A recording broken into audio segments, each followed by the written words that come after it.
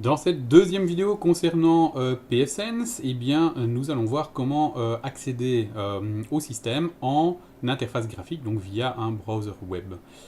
Alors, je vais vous montrer une méthode qui n'est pas forcément celle que vous allez appliquer, mais donc à la fin de l'installation de pfSense, en fait, vous avez par défaut la possibilité de vous connecter en interface graphique en utilisant une machine qui est connectée sur le LAN de pfSense, donc dans le même réseau LAN que pfSense. Donc dans votre cas, a priori, c'est ce que vous allez faire.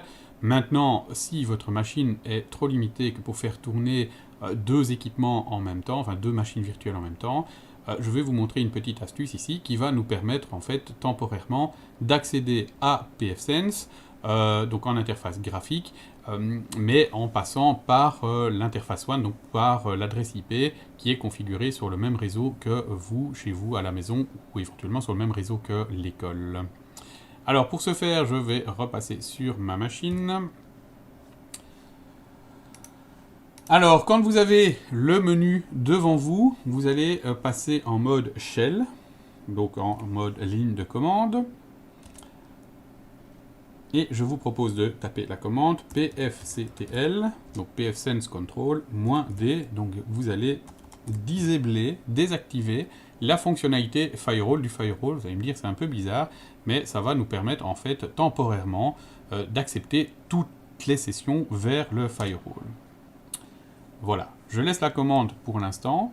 Du coup, à partir de votre browser, vous pointez vers l'adresse du firewall, donc dans mon cas 102.168.10.143, et vous arrivez sur la fenêtre de pfSense. Par défaut, l'utilisateur c'est admin et le mot de passe pfSense. Voilà, vous essayez de vous loguer. Et vous allez rentrer en fait dans le wizard qui va permettre de faire la configuration par défaut de votre pfSense. Alors, vous arriveriez exactement au même endroit en passant par le LAN, avec la seule différence, c'est que ici à la fin, eh bien, il faudra réactiver le firewall puisque vous l'avez désactivé temporairement pour pouvoir accéder à l'interface graphique.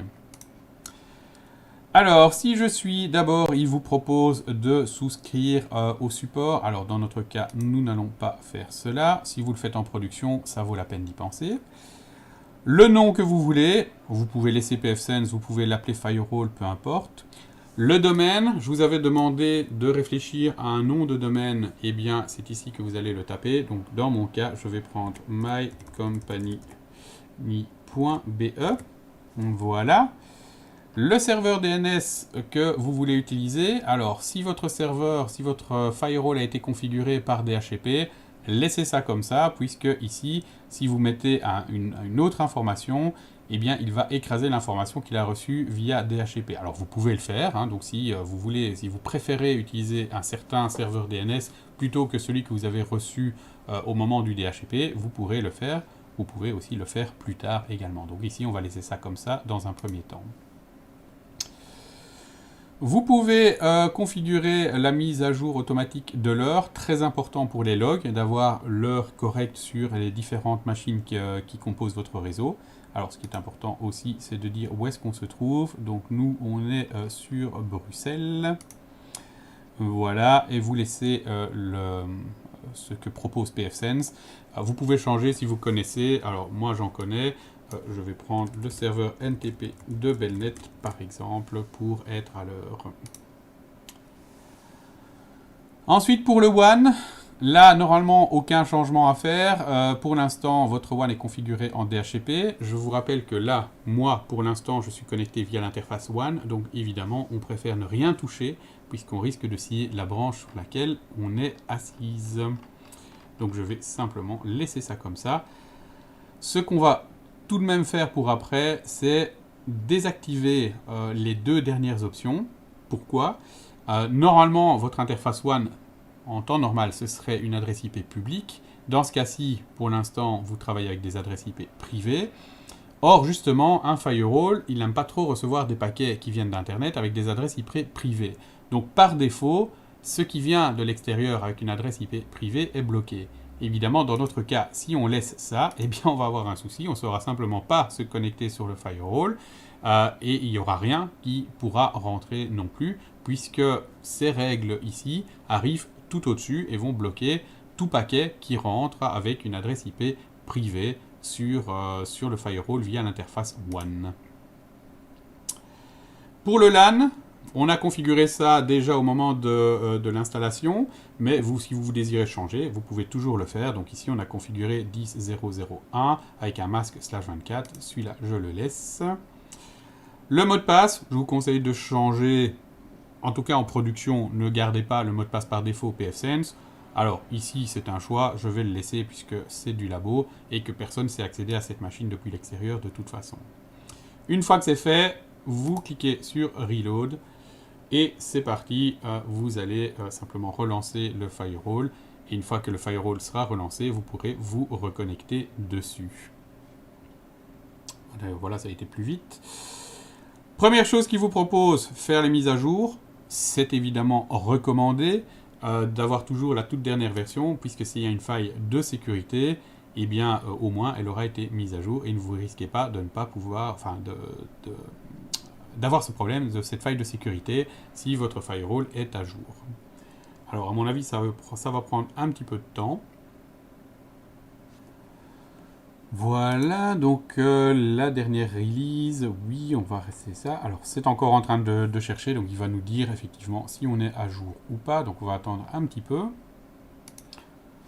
Eh bien, nous avons de la chance, puisqu'ici, vu que nous avons téléchargé la toute dernière image, eh bien, nous sommes à jour. Il n'y a pas donc eu de modification depuis la toute dernière image. Voilà, nous sommes donc ici sur l'interface graphique. À partir de là, vous allez pouvoir configurer toutes les parties de votre firewall. Donc, en temps normal, vous arriveriez sur la page principale qui va s'afficher. Alors, ça dure un petit peu ici chez moi, c'est normal. Voilà. Où vous avez un petit résumé de votre machine, donc le nom, l'utilisateur qui est connecté pour l'instant et depuis quelle adresse, etc., etc. Donc tout ça, vous allez pouvoir éventuellement adapter en fonction de vos besoins. Vous avez les interfaces et vous voyez si elles sont up ou pas. Vous avez l'utilisation justement du processeur, de la mémoire, enfin bref, tout plein d'informations qui peuvent être utiles pour la gestion de votre serveur, de votre firewall. Dans la partie système, vous allez retrouver tout ce qui concerne le système justement. Donc vous allez pouvoir configurer, alors vous allez pouvoir déjà premièrement revenir sur le wizard. Donc si vous avez fait une erreur ou si vous voulez recommencer la configuration de base de votre firewall, vous pouvez lancer ceci. Les mises à jour, vous cliquez simplement sur Update. Après, vous avez toutes les autres options. Dans la partie Advanced, vous allez avoir toutes les informations pour savoir comment vous connecter sur le serveur, par exemple. Bref, tout plein d'informations sur la gestion de l'équipement. Vous pouvez passer en HTTPS plutôt qu'en HTTP, ce qui sera plus sûr. Votre mot de passe ne sera pas en clair, mais sera chiffré. Je vous laisse découvrir les différentes choses concernant votre firewall, donc dans la partie système. Ce qui sera intéressant aussi, c'est la partie user, vous allez pouvoir créer des utilisateurs. Le setup général intéressant également pour la configuration justement du hostname, du DNS server. Donc tous les paramètres que vous avez configurés en fait grâce au wizard, eh bien vous pouvez les modifier en allant directement via système dans l'une des configurations que vous voulez. Dans interface, vous allez retrouver justement les interfaces.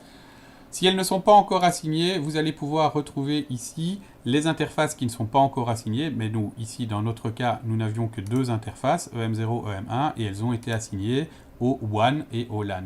Donc l'interface WAN est liée au port EM0, l'interface LAN est liée au port EM1. Plus tard dans le cours, nous allons rajouter une partie DMZ.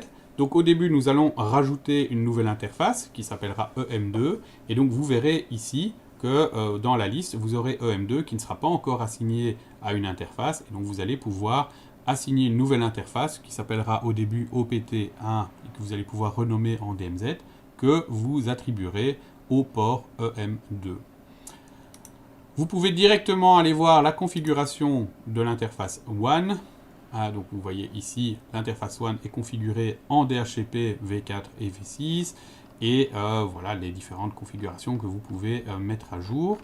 Idem pour l'interface LAN. Donc si vous avez fait une erreur au moment de l'installation et que vous voulez adapter ça, eh bien vous pouvez aller directement dans l'interface et changer par exemple l'adresse IP, le masque ou justement désactiver ou réactiver le blocage des adresses publiques. Dans la partie Firewall, vous allez retrouver tout ce qui concerne les règles de Firewall, donc les règles de blocage ou d'autorisation, les règles de NAT, Network Address Translation, et d'autres choses que nous n'utiliserons pas cette année. Dans la partie service, vous allez avoir les services complémentaires au firewall. Donc par exemple, vous le faites que le firewall sert aussi de serveur DHCP en V4 ou en V6. Il sert aussi de DNS Resolver. Et donc vous allez pouvoir configurer donc ces différentes options, on va dire, donc ces choses annexes au firewall en allant dans le menu service. Le menu VPN, comme son nom l'indique, va permettre de configurer un VPN et de donc configurer le firewall pour ça plus tard. Deux menus très intéressants, le menu status et le menu diagnostic. Le menu status vous donne l'état d'un certain nombre de choses. Donc quelles sont les leases DHCP, donc quelles sont les machines qui ont obtenu une adresse IP auprès de votre firewall, quel est l'état des interfaces, quelle est l'heure que vous avez reçue, quels sont les différentes logs des systèmes, logs de l'installation de nouveaux paquets. Donc là, c'est une information plutôt liée au statut des différents paramètres de votre firewall. Donc par exemple ici, voilà, le statut des interfaces. Eh bien, je vois que mes interfaces sont up. Je vois les informations concernant leurs adresses IPv4 et IPv6. Particulièrement pour le WAN, comme c'est une adresse en DHCP, je peux rafraîchir, donc faire un release, donc lâcher l'adresse que j'ai reçue et en demander une nouvelle. Bon, normalement, je recevrai la même dans ce cas-ci. La partie diagnostic, un certain nombre d'outils qui vont vous permettre de faire des tests sur votre réseau. Alors, ce que nous utiliserons beaucoup, Ping, pour vérifier que vous pouvez joindre les machines qui se trouvent sur le réseau. Vous pouvez utiliser la ARP Table pour vérifier les machines. Donc, est-ce que vous voyez les MAC adresses des machines sur les différents réseaux? Alors, ici, il n'y en a pas, puisqu'il n'y a encore rien qui est connecté. Donc, on ne verra pas grand-chose dans la ARP Table, en tout cas côté du LAN, puisque pour l'instant, le firewall, ici, il est tout seul. Voilà, un petit peu, à la très grosse louche, un petit tour d'horizon des différents menus de pfSense. Nous reviendrons évidemment sur chacun de ces menus en fonction des choses que nous allons ajouter. Donc quand nous allons configurer par exemple le LAN et les règles de firewall sur le LAN, eh bien nous reviendrons un petit peu plus en détail là-dessus. Voilà pour cette vidéo et j'espère que vous aurez correctement installé votre pfSense.